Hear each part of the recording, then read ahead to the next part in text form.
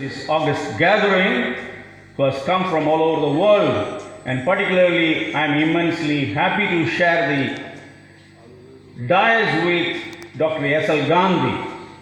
Thank you so much, sir. Being the first speaker, I delve little leap on some of the areas that we need to understand what is child army and all that. So my coverage of the topic will be definition of the child army, origin of the child army in recent times, the current scenario of militarised youth around the world, and more particularly how religion is a prime mover for having child army in the society, and also I might suggest some remedial measures to improve, to have a better world to live in, and with that I might conclude. Basically, the Paris Principles on the Involvement of Soldiers in Armed Conflict 2007 defines anyone, a child soldier who is below 18 years, whatever she or he does, either as a cook or a porter or as a spy or as a sexual worker. And in the documented history, I am sure most of you must have learned the story of David and Goliath during your childhood days. David was born in 10,000 BC, and when David slain Goliath, he was just between 15 to 17 years. His age is not specified, but he was definitely a child soldier. So in a documented history, I have a feeling that he must be the first child soldier who was deployed. And in 1914, Napoleon also recruited several teenagers between the age of 14 and 17 in his armies. And that was countered by the Russians. Nicholas I of Russia in 1827, he also recruited people under the age of 18. And even the world wars were no exceptions. During the World War I, a 8-year-old child was used as a soldier. His name is Marcelo Garvey. We see his picture, he is saluting. And also during the Spanish Civil War and also in the World War II, youths were deployed to serve the army. And in recent times, in 1983 to 2009, the Sri Lankan government was fighting the liberation tigers of Tamil Eelam, and LTT is known for recruiting children as low as 10 years, and most of them were 17 years. This picture is taken later. This is not a picture when they were serving in their LTT movement. It is basically when these kids are being rehabilitated now. This is a picture taken during the rehabilitation. And child army, basically, they are used for propagating or, the propaganda videos are really given, and particularly the Taliban. In one of the videos, you see a 14-year-old man, only a 14-year-old boy being used or hailed as a hero, as it is claimed that he killed an American soldier. So he was marched, that was in the year 2009. According to Human Rights Watch, as many as 70,000 boys served in Burma's National Army. And children as young as 12 years are being recruited. Most of the time it was forceful recruitment. And in India also, at the age of 16, one could join Navy, and at the age of 17, one could join the Air Force. The only difference is you will be trained till you attain the age of 18. You will not be involved in the armed conflicts. So, in India also, we do not really follow the tradition of the 18 years is the basic year for recruitment in the different forces. Till 2019, there were about 6,000 to 9,000 children were involved in the Communist Party of Nepal forces. They were also involved. And during my childhood days, there used to be a Sunday school song, and the lyric goes like this.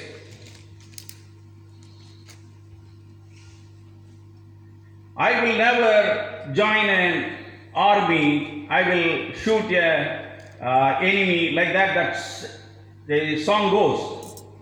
And I used to wonder why. Now I have realized the reasons. But of course, even now in the world there are few peace churches. The Church of the Brethren Church, the Religious Society of Friends, with whom Gandhiji had a great interactions. They are called the Quakers and the Mennonites. They do not send their children to army or navy or air force, and they advocate peace. And these peace churches agree that Jesus advocated non-violence. Why do children join army? Leaders glorify war heroes. Government gives additional points during recruitment in the government jobs. Religious indoctrination to wage war against the member of the other community. That is a major reason that we find a lot of child soldiers joining some movements. And action movies and gunfire in the cinemas also has a greater influence on the children, which lures the children to handle the guns, the firearms. And recruitment films and advertisements to military establishments also another role. And parents are no exceptions. We also dress our kids in military uniform during their childhood days, and this also has an influence on the psychology. And all these things are done by the armed manufacturers who influence the manufacturing of artificial guns and gun toys, so that the child right from the beginning, he has a desire to handle guns in his hands. And this is my picture. And I also, during my childhood days, I was serving the National Cadet Corps. And these people who are trained, they will serve as a back-end people to serve during armed conflicts. During the Indo-Pakistan War in 1965, and as well as during the liberation of Bangladesh in 1971, these NCC cadets were assisting people in supply of arms and also in patrolling whether enemy paratroopers are jumping into the area. So the NCC cadets were also involved in army-related activities. And I got my rifle training at the age of 15. And on 17 July 2018, the Prime Minister of India wanted about 10 lakhs people to be trained in military to instill discipline in the young minds every year. And religion also plays a vital role in making people to join the army. And when David was, before slaying Goliath, David said, "This uncircumcised Philistine, he has said something against my living God, my living God. So I have to wage a war against him." So this my God and their God and all that, this is a thing. And even in India, there are theocratic groups which gives training on guns who are in the schools. And even our epics and scriptures glorify war. The Jewish and Christian scriptures theoretically validates the capture of Canaan from the inhabitants of Palestine. In those days they were called the Philistines. And Iliad gives the details about the Trojan war waged against. In the Indian context, even Mahabharata and Ramayana are epics of war which were fought in Kurukshetra as well as in Sri Lanka. The current beliefs and desired state. See, during in 1997 I was giving meditation during one of my training program. And there were several participants, and after the meditation, one Hindu participant said that he saw God in the form of Shiva and Parvati dancing in the Himalayas. And there was another Christian participant, and he said he saw God in the form of light striking from the skies.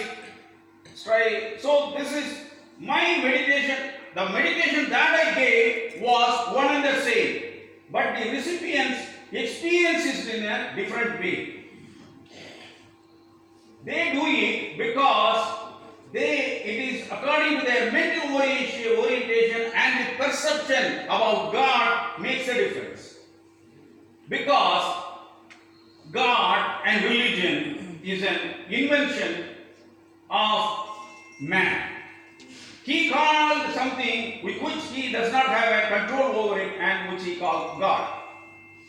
Since man has invented God, this your God and my God concept has come in. And also about the kingdom of God, from the childhood people are really taught that heaven is a glittering place with gold and precious gems. And in some scriptures, if you die a martyr, you will get charming virgins to live within heaven. Scientists have not yet found a place where heaven exists. And according to me, if heaven has to exist, it shall exist in earth, and which can be created by people like you and me. And the central message of Jesus Christ is sidelined, whereas other things were brought into Christianity. So I would like to delve deep into the central message of Jesus. Jesus said, "Kingdom of God is within you. Love your neighbor as yourself. Whatever you did for the least of these brothers and sisters of mine, you did it to me." So this was the central message. And in other words, if you consider the other person as God, why would one be interested in killing someone? Definitely not. And in the Vedic tradition, this concept is called Tattvamasi. And I call this concept the Immanuel-Konsciousness. And what is this Immanuel-Konsciousness? Look at the tree, you will find the roots. And roots are of different names of the religion of the world. But the trunk is Immanuel, Immanuel being God with us. And when we believe in that, we give good fruits that people can taste. According to Immanuel-Konsciousness, there is no Hindu God, there is no Christian God, and there is only one God who dwells in you. This consciousness can possibly discourage the children from joining armies or military establishments. Now, in my conclusions and suggestions, I would suggest parents and leaders should stop glorifying war heroes. Religious teachings presented to us are skewed one, and such philosophy and theology need to be corrected. Parents and schools need to teach the Upanishad like Isha Upanishad and Chandogya Upanishad instead of war-related scriptures.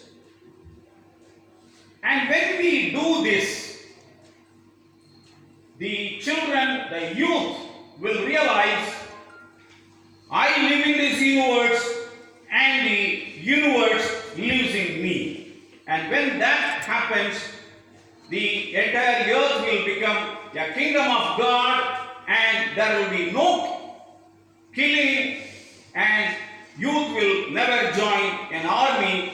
I still remember the Sunday school song, I will never join a military, shoot an enemy. That Sunday school song I really remember. Thank you very much. Thank you.